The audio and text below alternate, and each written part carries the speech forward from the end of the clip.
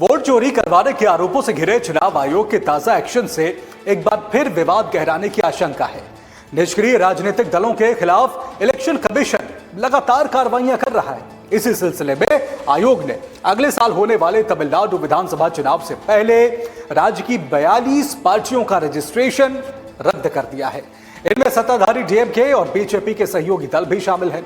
सिर्फ तमिलनाडु ही नहीं बल्कि देश के अन्य राज्यों में भी ऐसी पॉलिटिकल पार्टियों पर चुनाव आयोग का डंडा चला है। यह कार्रवाई उन दलों पर हुई है जिन्होंने पिछले 6 साल से चुनाव नहीं लड़ा है।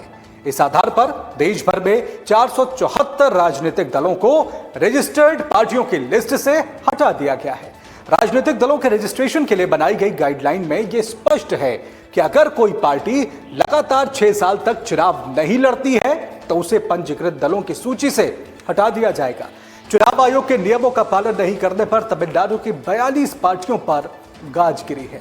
पिछले 3 वित्तीय वर्षों में अपना सालाना ऑडिट अकाउंट जमा नहीं करने वाले 39 और राजनीतिक दलों की पहचान हुई है। ये ऐसे दल हैं जिन्होंने चुनाव तो लड़ा है लेकिन चुनावी खर्च की रिपोर्ट दाखिल नहीं की है।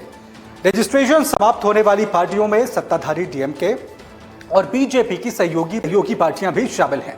एमएमके और केएमडीके दोनों पर ही कार्रवाइयां हुई हैं।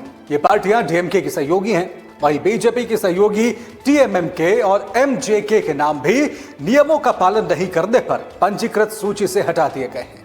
आयोग की तरफ से राजनीतिक पार्टियों की लिस्ट को ज्यादा पारदर्शी बनाने के लिए बड़े पैमाने पर यह कैंपेन चलाया जा रहा है। पिछले 2 महीनों में कुल 808 राजनीतिक दलों को लिस्ट से बाहर किया जा चुका है।